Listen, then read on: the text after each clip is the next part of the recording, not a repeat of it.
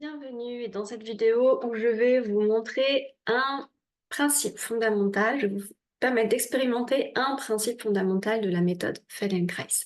Donc, ce qu'on dit beaucoup dans la méthode Feldenkrais, c'est que il n'y a pas de bon ou de mauvais mouvement. L'important, c'est d'avoir le choix. Et très souvent, moi, quand j'anime des ateliers de groupe avec des mouvements issus de la méthode Feldenkrais, au début, les gens qui connaissent pas trop, je vois souvent des personnes qui me regardent et qui attendent que je dise c'est bon ou c'est pas bien, vous faites mal ou vous faites pas bien. Alors que dans la méthode Feldenkrais, il n'y a pas du tout cette notion de bon ou de mauvais élèves, de bon ou de mauvais mouvements. Donc, ce qu'on dit tout le temps, c'est d'avoir le choix. Donc, pour illustrer mon propos de pourquoi on explique qu'un mouvement n'est pas néfaste en soi, l'important, c'est d'avoir le choix. Je vais vous le mettre en pratique avec des mouvements sur la posture.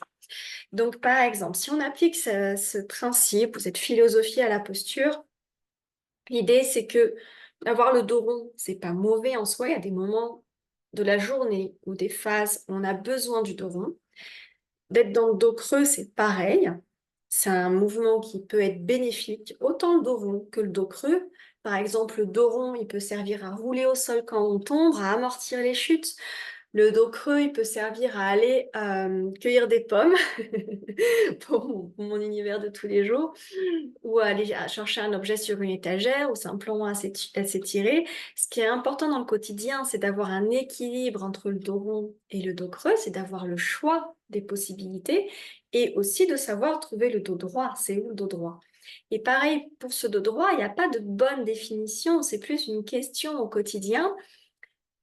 Où est ce dos droit? Où est cet état neutre qui permet de trouver une posture où on se sent aligné? Ça ne veut pas dire que c'est la bonne posture, c'est juste où on se sent dans notre équilibre.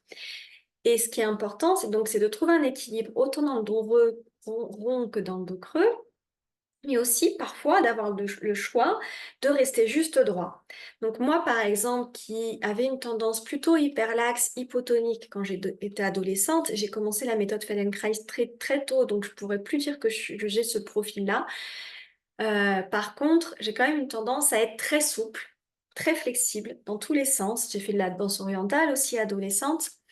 Et du coup, pour moi, une difficulté, c'est de aussi être capable de rester juste droite. J'ai tendance à très vite m'adapter à tous les déséquilibres et parfois justement à m'oublier et à trouver juste à ma place. Là où c'est flagrant, c'est quand je monte à cheval, où je m'adaptais à tous les mouvements du cheval, alors que parfois, par exemple à l'obstacle, ou même pour diriger le cheval, c'est important d'avoir un tonus qui reste juste droit, tranquille, sans rigidité.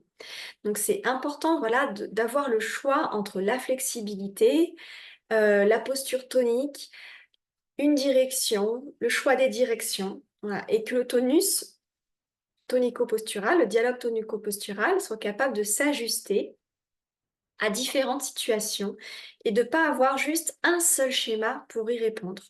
De pas être tout le temps dans le dos raide, dos rigide, pas être tout le temps dans le dos creux. Ça peut être, moi, c'est ce que j'avais au début, hein. Ça peut être très inconfortable pour l'estomac, aussi pour la respiration et l'estomac. Pas être tout le temps dans le dos rond. Là, ça va être très inconfortable pour le dos et les cervicales, parce qu'en général, c'est la courbure cervicale qui va récupérer la syphose dorsale. Donc l'important, c'est d'avoir le choix.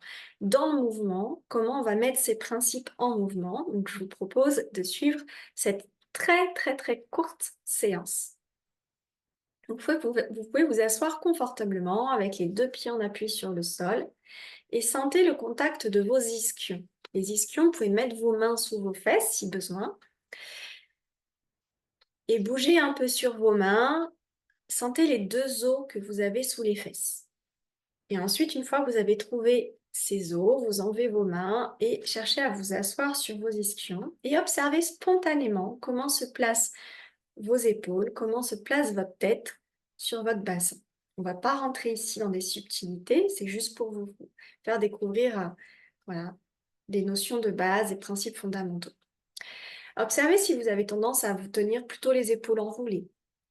Est-ce que vos épaules vous paraissent plutôt en arrière, tirées en arrière, le dos raide, le dos droit? Observez juste votre posture spontanée. C'est où le dos droit pour vous? Ça veut dire quoi le dos droit? Ensuite, à partir de votre état neutre, Vous allez amener la tête en avant. Les épaules ne bougent pas, c'est que la tête qui va en avant. Comme pour lire quelque chose, comme pour si vous aviez du mal à voir une précision sur le livre ou sur l'écran en face de vous. Et revenez juste droit. C'est où droit? Quand est-ce que la tête est juste sur les épaules? Amenez encore la tête en avant. Ça, c'est une tendance qu'on peut souvent avoir quand on est sur les écrans. Et revenez juste droit. Quand est-ce que vous sentez droit? Et qu'est-ce qui se passe dans vos épaules quand la tête va vers l'avant? Et revenez juste droit.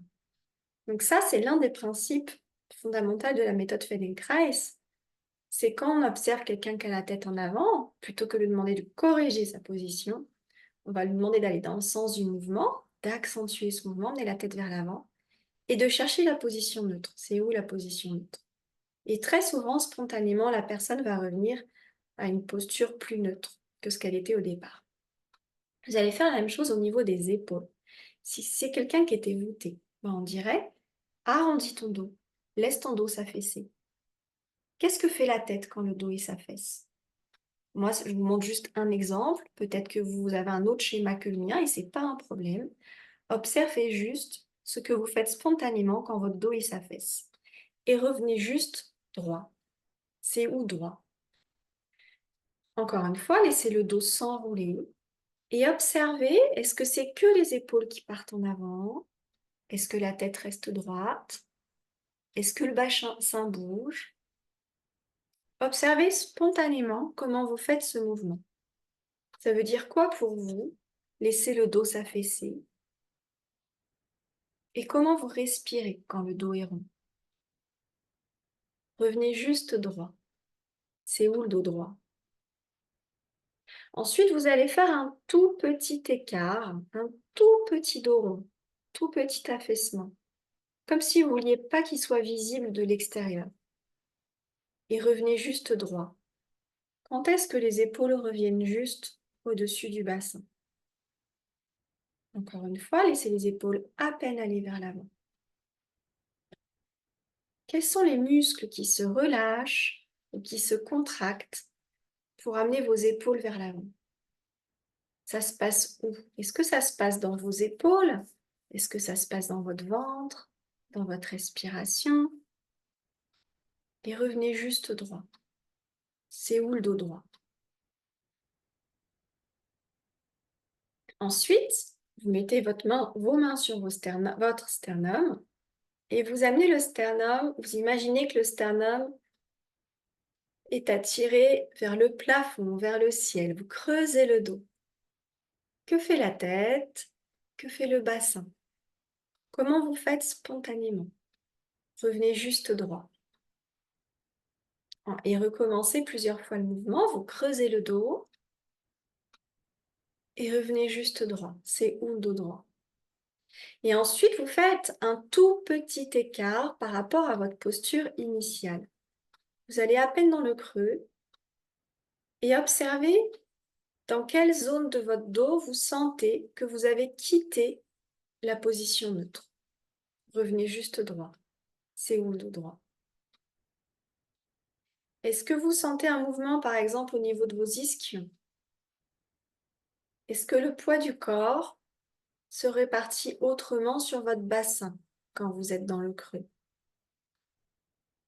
Revenez juste droit. Comment se répartit le mouvement dans l'ensemble de votre dos? Est-ce que c'est plutôt le bas du dos, le haut du dos qui se creuse? Et revenez juste droit. Et observez maintenant votre posture actuelle. Est-ce qu'elle est différente de votre posture initiale? Prenez le temps de vous mettre debout, de marcher et d'observer dans la marche votre posture actuelle. Et vous pouvez reprendre ce même enchaînement de mouvements debout en questionnant bien sur c'est où le dos droit et quand est-ce que vous sentez l'écart entre le dos creux, le dos droit, le dos rond, le dos droit, entre toutes ces variations par rapport à la posture juste droite.